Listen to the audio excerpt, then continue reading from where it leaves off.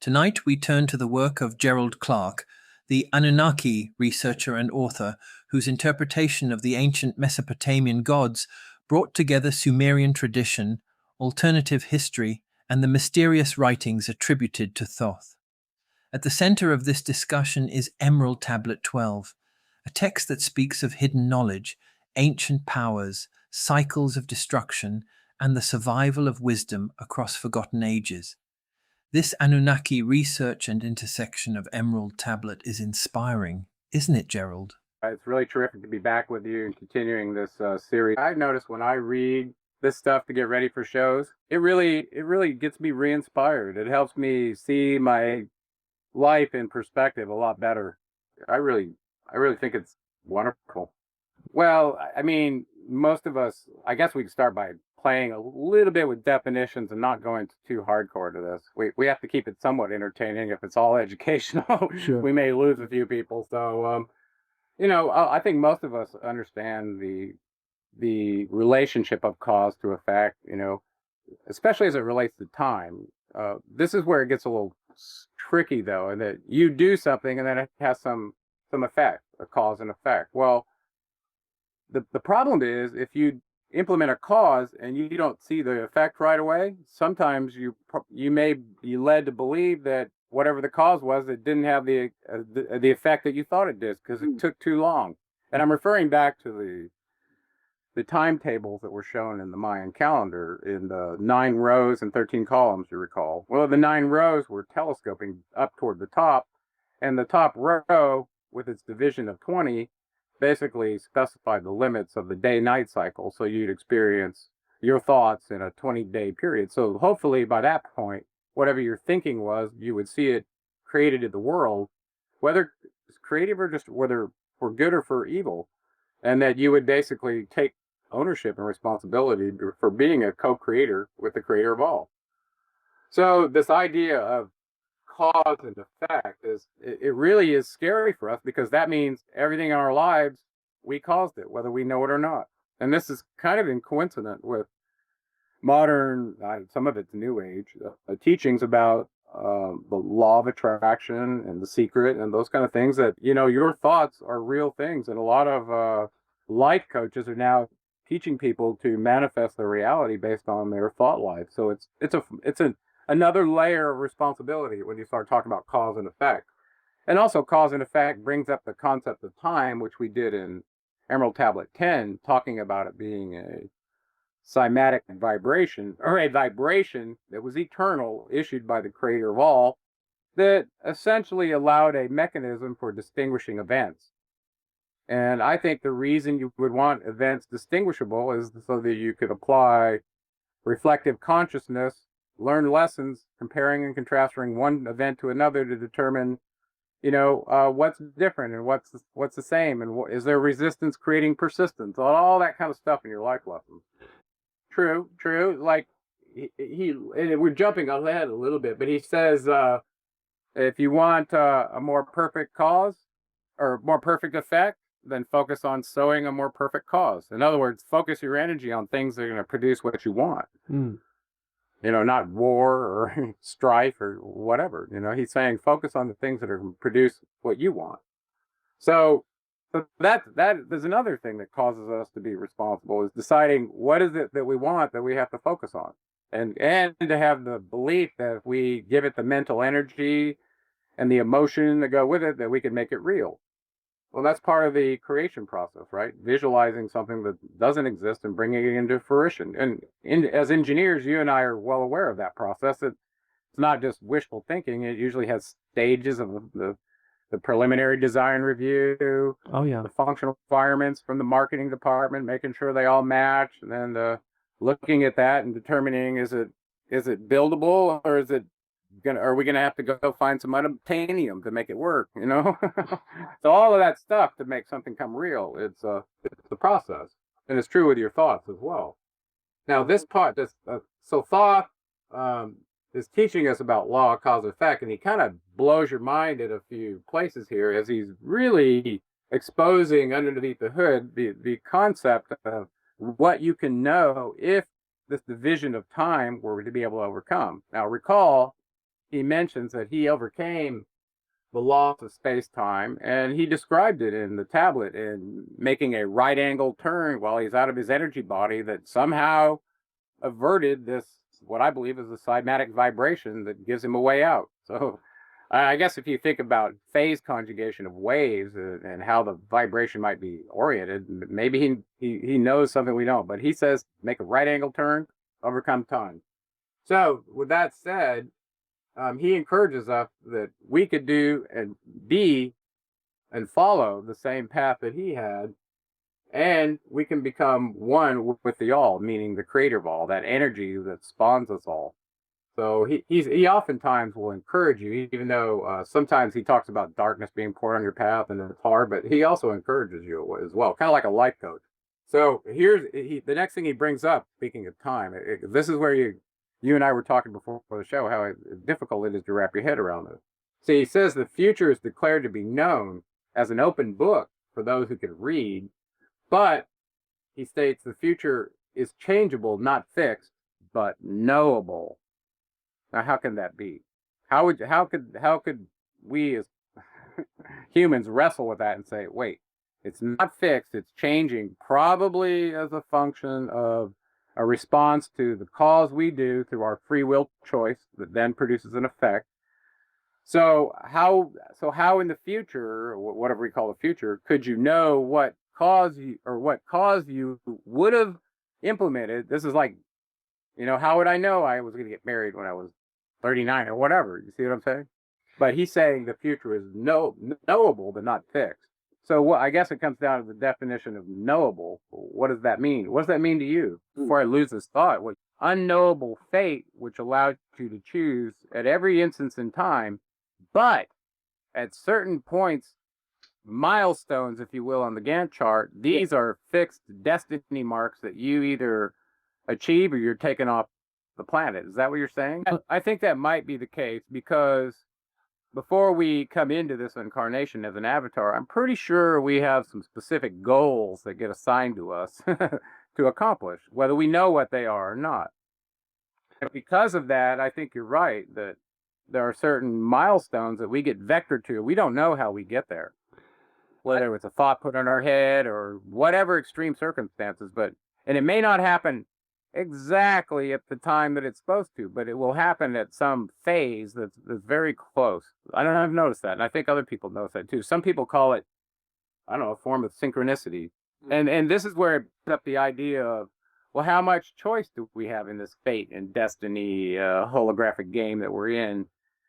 So ponder this. Suppose you figure out that you're in this game, you choose the right fated steps, and you get to those points more rapidly than you were supposed to. Is that possible? Or are those points fixed at points in your life where you can't achieve them until you've been on this planet that number of years? This is all very circumstantial stuff that doesn't really get talked about, but it's pertinent.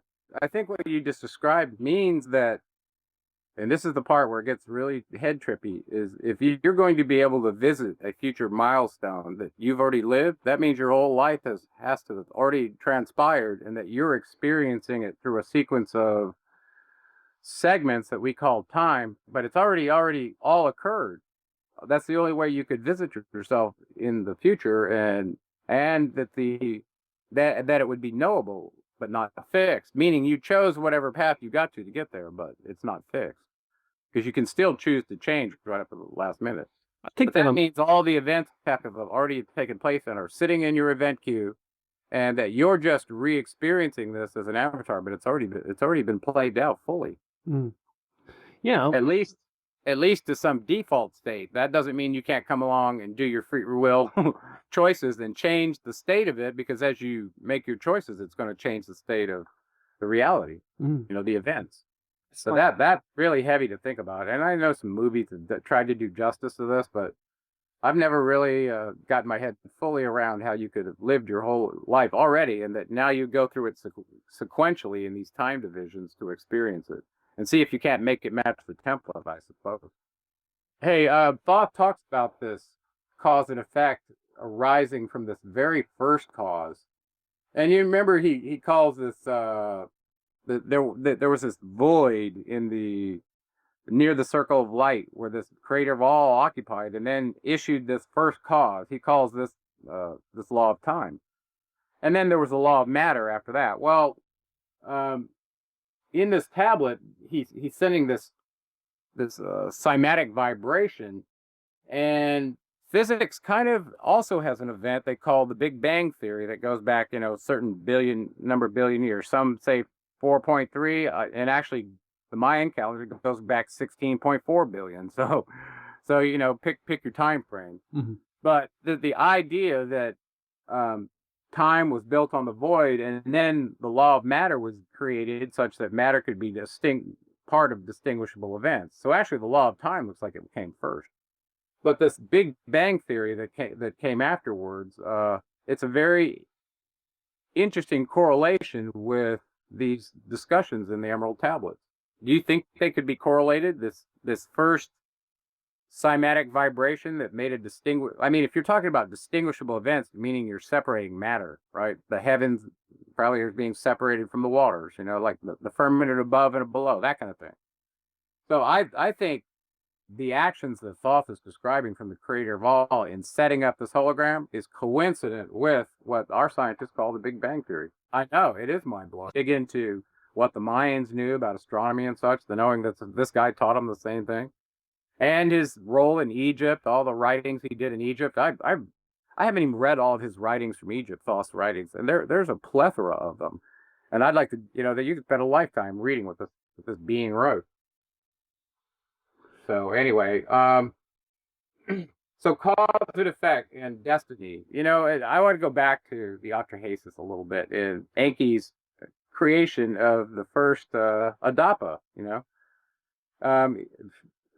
Zechariah Sitchin wrote in his Lost Book of Enki, whether people believe it's true or not, it doesn't matter. He still wrote it. Mm-hmm. And in there, he discussed some of the consequences of creating a primitive worker in terms of fate and destiny. And these were really deep questions. And I know we've already got kind of deep, and I won't rehash that, but I want people to think about that. This being wrestled very deeply with our connection to the holographic reality, what he'd done. I mean, it was a very complicated thing, more so than just, here, let's mix some blood and clay, which isn't a symbolic thing for what the geneticists did. And then just leave them on their own and see what happens. And that's, a lot of people believe that we've been abandoned and that there's no guidance for us here. And I think that's incorrect. So, what are your thoughts on that? I know you, that not only is he inspiring people to do this, but even though he's asleep in the halls of Amenti, or what he calls sleeping, that his spirit is with you always. What Jesus said, right? I was thinking about that and watching nature. I'm a big fan of nature. I like to study it.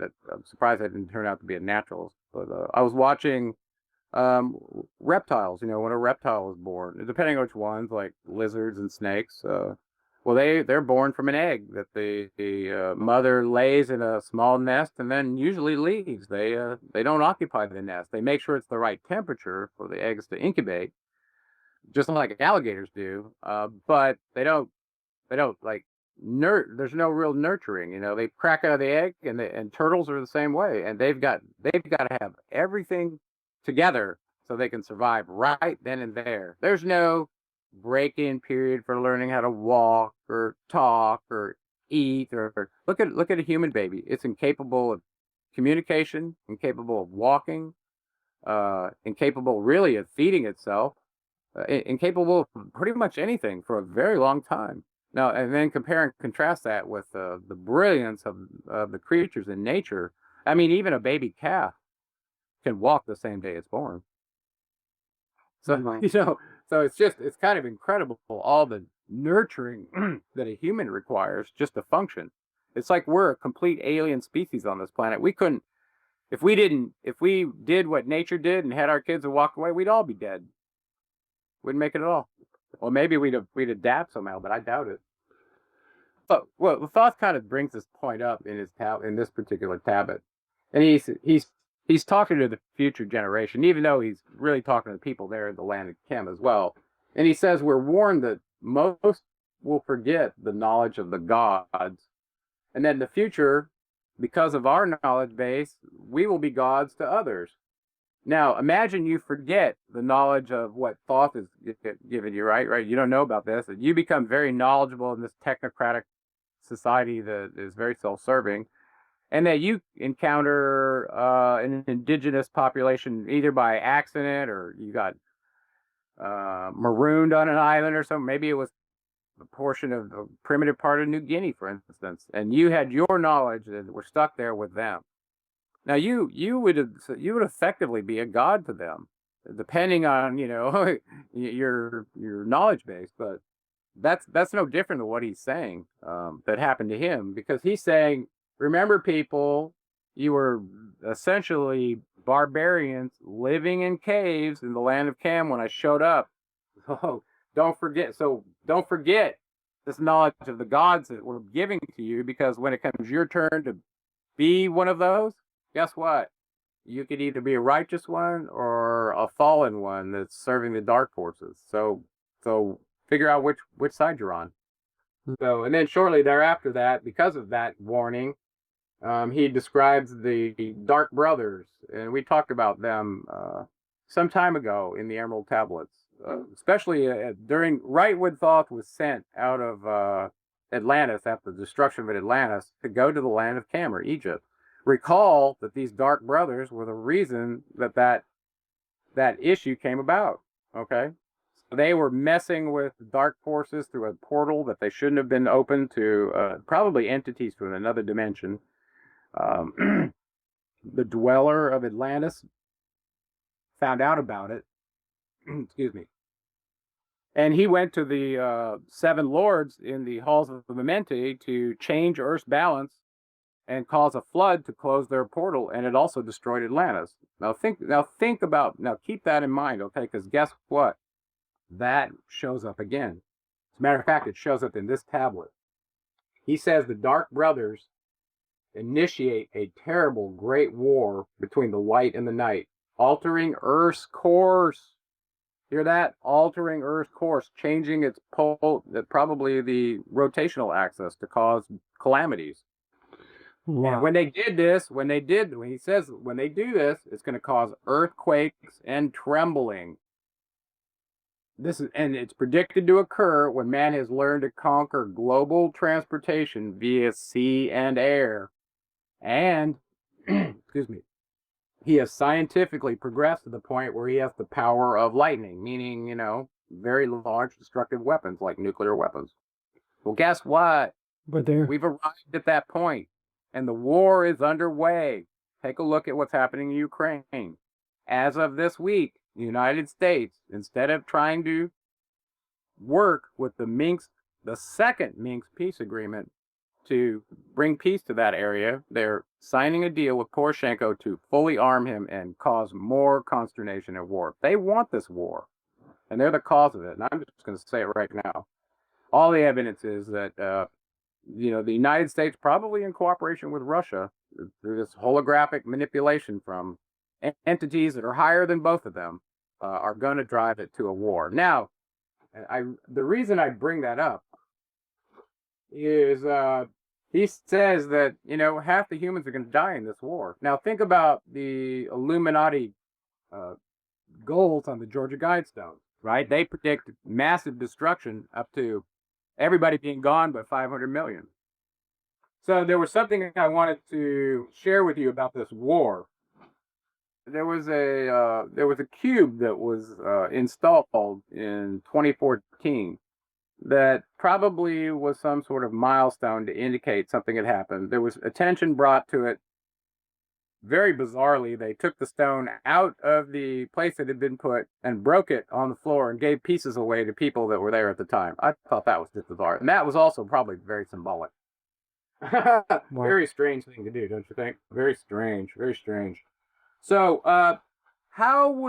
let's ponder something for a minute. How do you think somebody could bring change to the orbital tilt angle of our Earth without bashing an asteroid or meteoroid into the Earth and causing how could that be done? Think about that. There's several ways. You could you could potentially drag something close to the Earth, close to the sun, cause a magnetic or a electromagnetic, including radiation, interaction between the two planets. Maybe you could do that by changing the Earth's magnetic field, for instance, allowing that solar radiation to come in, and changing the attractive force of the magnetism of the Earth to the sun, causing its pole to shift. Because the magnetic pole in the sun varies, which could, if it was exposed to the Earth in a significant way, cause it to vary as well. Meaning, you got two magnets pulling on each other. So that could cause it. Now, think about this. What if you had something that could produce more magnetism than the Earth itself along a different axis? What do you think that would do interacting with the sun, which is a big magnet to us? And I want you to think about the capabilities of CERN, because CERN has that capability to produce that kind of magnetic field.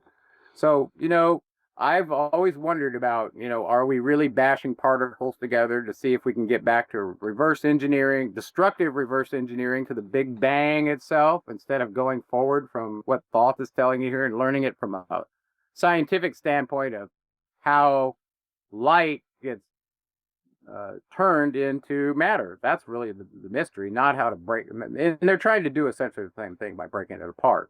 But I think it could be done another way. Because this is the way they're doing it is very, very dangerous. Think about that. I mean, it's like replicating the beginning of our material simulator, and you could basically cause a reset if you did it big enough. Yeah. Well, luckily, the good news is, he says, even though all this darkness is going to be poured on our path, that we're ultimately going to merge into our form of light. But in the meantime, these weapons of force that the dark forces are bringing to bear are probably going to wipe out half the Earth's humans. And at that point, Thoth says the sons of the morning are going to intervene in the war. And basically, they're going to pose the question that, look, how much longer are you going to strive against each other? And then based on how they reveal themselves, he goes forward and says, well, you're going to enter a new age, and the exposure to them halts the war and causes Atlantis to re-rise, and all men start seeking the goal under their leadership. So I'm like, wow, really? And he also tells us that eventually, in our path, our bodies and our spirits are not bound to one planet. That eventually, we'll be in our new home in the stars, in a different dimension. So that's kind of a strange thing to think about our fate. And then at the end of this tablet, he basically heads back to the halls of the Mente, says he's waiting for this coming future age of light, encouraging us to keep seeking it. And something kind of strange he did in this tablet. At the opening of the tablet and the closing, he gives you 3 names to call him by in case you need his help. And it's kind of strange. These are names that don't show up in my genealogy table, but they must come from some historical precedents that he's using for it. And he says, "Call thou on me when thou dost need me. Use my name 3 times in a row: Sheketek, Aralek, and Volmalites." And it's like, wow, those kind of names are kind of like the names that show up in the Lords of the 9 Cycles, if you look at them. But what's trippy to me is they look almost like Latin American names, right? But at the same time, he's saying, "Call thou on me." I mean, this is like the old English, right? Yeah. Thee and thou. And do you think that that was an Atlantean way of speaking before it ever landed in the old English language? It sure looks like it, because here it is in the tablet. German does the same thing. You're an indirect object. Anyway, I think that's all I had on this tablet, the law of cause and effect. Maybe we could go ahead and play out the tablet and then do the next one after a break. I know. I actually wrote in my, I think it's the 10th chapter, 10th or 11th chapter. I wrote something about what Albert Pike said in 1871. It's actually chapter 8, okay, on page 450. It's about 455. And I have my very first edition here, so it's not the one that's released, but it's approximately there. And it was talking about these 3 wars that these Illuminati were going to bring to bear. Now, I want you to listen to this inside this letter that was written to Mancini by Albert Pike.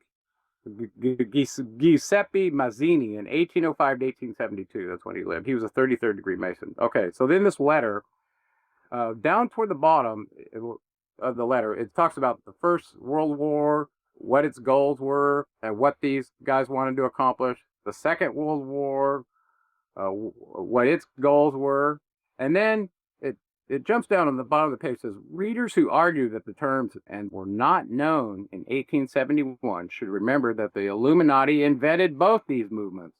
So the idea that this is new, it's not. Okay, so in this Third World War, and the only reason I give this credence from Albert Pike is because what he said about the first one and the second one went down just like he said.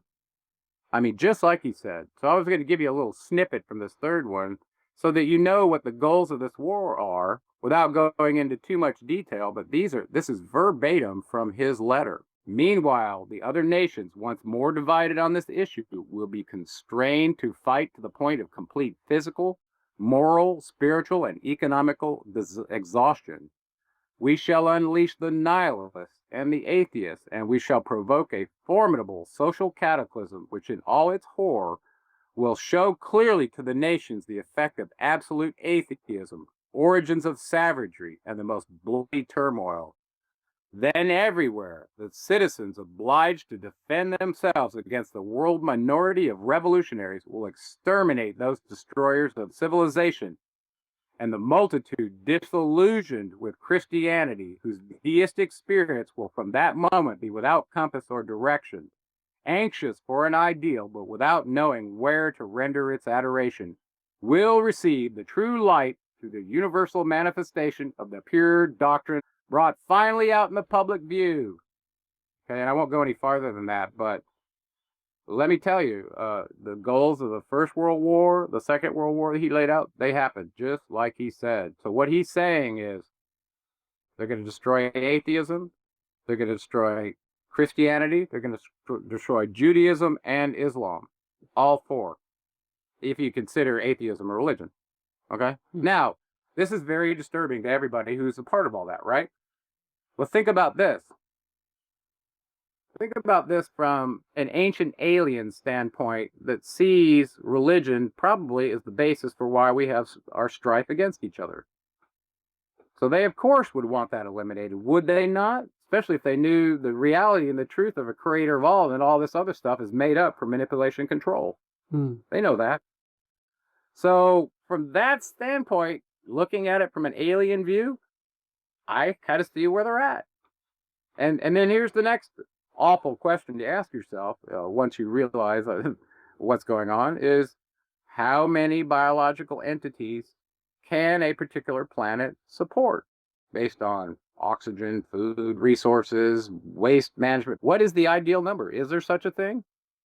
Obviously, there has to be some cutoff at some point because there's only so much surface area. Of course, we're not even close to covering that, but there's a number. How do you come up with that? Well, these ancient aliens seem to have come up with a number that ended up, in my opinion, being fed to the Illuminati and now is shown up on the Georgia Guidestones as 500 million people. Did they arbitrarily just pick that number? Possibly. But you start to see that these agent provocateurs and these governments around the world that have basically signed up to this Luciferian agenda to implement that will. And that included capitalism and all the other ones that they invented as well. So, all these social experiments in how to manage your slaves, they've all been played out. And the Illuminati were clearly part of playing out the different models for people to look at, which I think in and of itself is kind of a head trip. Well, think about this. If you had the ability, if you were an extra dimensional being, you're not tied down to going through time the way everyone else is. So you could see from, so what's a zodiacal house being able to see 2,160 years? That's nothing, right? So here we have some terrible prophecies about destruction, blah blah blah, and this new kingdom is going to come in under this new world order, right, or whatever, and you got these agent provocateurs of the Illuminati that are put into power positions to actually make those prophecies come true. The mask is supposed to be blown up. Well, get those guys in the tunnel over there and get their TNT to them. It's disgusting. It's really disgusting to see these destroyers of civilization being turned loose to do just what the desire was of whoever issued these prophecies in the first place. And I think you and I both knew who that was. Yeah, this is a really good one. So we're going to get revved up for that one. Call thou on me when thou dost need me. Use my name 3 times in a row. Sheketet, Aralek, Volmalites. List ye, O man, to the words of my wisdom. List to the voice of Thoth the Atlantean. Conquered have I the law of space-time. Knowledge have I gained of the future of time. Know I that man in his movement, though space-time shall ever be one with the all. Know ye, O man, that all of the future is an open book to him who can read. All effects shall bring forth as causes, as effects grew from the first cause. Know ye the future is not fixed, or stable, but varies as cause brings forth an effect. Look in the cause thou shalt bring into being, and surely thou shalt see that all is effect. So, O man, be sure the effects that ye bring forth are ever causes of more perfect effects. Know ye the future is never in fixation, but follow man's free will as it moves through the movements of time, space, toward the goal where a new time begins. Man can only read the future through the causes that bring the effects. Seek ye within the causation, and surely you shall find the effects. List ye, O man, while I speak of the future. Speak of the effect that follows the cause. Know ye that man is in his journey lightward, is ever seeking escape from the night that surrounds him, like the shadows that surround the stars in the sky, and like the stars in the sky of space, he too shall shine from the shadows of night. Ever his destiny shall lead him onward, until he is one with the light. Aye, though his way lies midst the shadows, ever before him glows the great light. Dark though the way be, yet shall he conquer the shadows that flow around him like night. Far in the future I see man as light-born, free from the darkness that fetters the soul, living in light without the bounds of the darkness to cover the light that is light of their soul. Know ye, O man, before ye attain this, that many the dark shadows shall fall at your light, striving to quench with the shadows of darkness the light of the soul that strives to be free. Great is the struggle between light and darkness, age-old and yet ever new. Yet know in a time far in the future, light shall be all and darkness shall fall. List ye, O man, to my words of wisdom. Prepare and ye shall not bind your light. Man has risen and man has fallen as ever new. Waves of consciousness flow from the great abyss below us toward the sun of their goal. Ye, my children, have risen from a state that was little above the beast. Until now of all men ye are greatest. Yet before thee were others greater than thee. Yet tell I thee, as before thee others have fallen, so also shall ye come to an end. And upon the land where ye dwell now, barbarians shall dwell, and in turn rise to light. Forgotten shall be the ancient wisdom, yet ever shall live through the hidden from men. I in the land thou callest Chem, races shall rise and races shall fall. Forgotten shall be the children of men, yet thou shalt have moved to a star space, beyond this leaving behind this place where thou hast dwelt. The soul of man moves ever onward, bound not by any one star, but ever moving to the great goal before him, where he is dissolved in the light of the all. Know ye that ye shall ever go onward, moved by the law of cause and effect, until the end both become one. Aye, man, after ye have gone, others shall move in the places ye lived. Knowledge and wisdom shall all be forgotten, and only a memory of God shall survive. As I to thee am a god by my knowledge, so ye too shall be gods of the future. Because of your knowledge far above theirs, ye know ye that all through the ages man shall have access to law when he will. Ages to come shall see revival of wisdom to those who shall inherit thy place on this star. They shall in turn come into wisdom and learn to banish the darkness by light. Yet greatly must they strive through the ages to bring unto themselves the freedom of light. Then shall there come unto man the great warfare that shall make the earth tremble and shake in its course. Aye, then shall the dark brothers open the warfare between light and the night. When man again shall conquer the ocean and fly in the air on wings like the birds, when he has learned to harness the lightning, then shall the time of warfare begin. Great shall the battle betwixt the forces, great the warfare of darkness and light. Nation shall rise against nation, using the dark forces to shatter the earth. Weapons of force shall wipe out the earthman until half of the races of men shall be gone. Then shall come forth the sons of the morning, and give their edict to the children of men, saying, O men, cease from thy striving against thy brother. Only thus can ye come into the light. Cease from thy unbelief, O my brother, and follow the path, and ye know ye are right. Then shall men cease from their striving, brother against brother, and father against son. Then shall the ancient home of my people rise from its place beneath the dark ocean waves. Then shall the age of light be unfolded, with all men seeking the light of the goal. Then shall the brothers of light rule the people. Banished shall be the darkness of night. I, the children of men, shall progress, onward and upward to the great goal.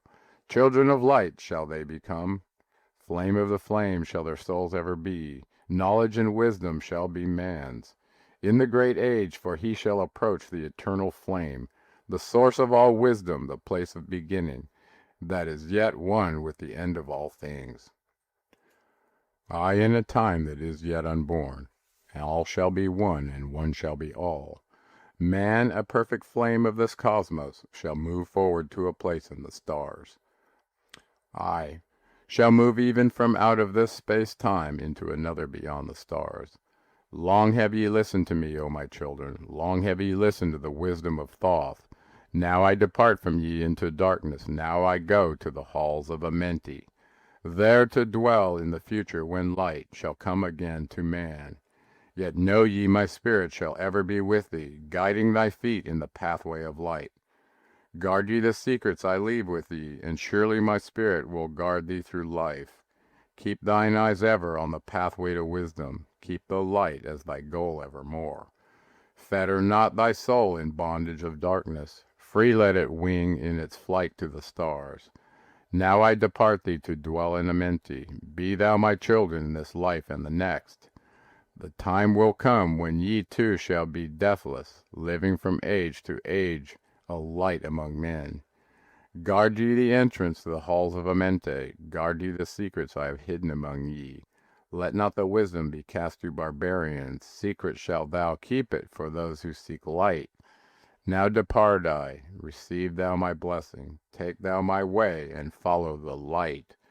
Blend thou my soul in the great essence, one with the great light let thy consciousness be. Call thou on me when thou dost need me, use my name 3 times in a row. Shiketet.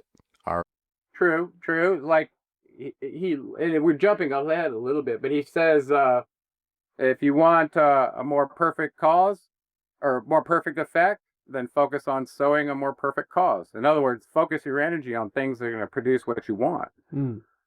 Not war or strife or whatever. He's saying focus on the things that are going to produce what you want. So that there's another thing that causes us to be responsible, is deciding what is it that we want that we have to focus on, and to have the belief that if we give it the mental energy and the emotion that go with it, that we can make it real. Well, that's part of the creation process, right? Visualizing something that doesn't exist and bringing it into fruition. And as engineers, you and I are well aware of that process. That it's not just wishful thinking. It usually has stages of the preliminary design review, Oh yeah. the functional requirements from the marketing department, making sure they all match, and then looking at that and determining is it buildable, or are we gonna have to go find some unobtainium to make it work? So all of that your thinking was you would see it created in the world, whether it's creative or just whether for good or for evil, and that you would basically take ownership and responsibility for being a co-creator with the creator of all. So this idea of cause and effect it really is scary for us, because that means everything in our lives we caused it, whether we know it or not. And this is kind of coincident with modern, some of it's new age teachings about the law of attraction and the secret and those kind of things, that your thoughts are real things, and a lot of life coaches are now teaching people to manifest their reality based on their thought life. So it's another layer of responsibility when you start talking about cause and effect. And also cause and effect brings up the concept of time, which we did in Emerald Tablet 10, talking about it being a cymatic vibration, or a vibration that was eternal, issued by the creator of all, that essentially allowed a mechanism for distinguishing events. And I think the reason you would want events distinguishable is so that you could apply reflective consciousness, learn lessons, comparing and contrasting one event to another to determine, what's different and what's the same.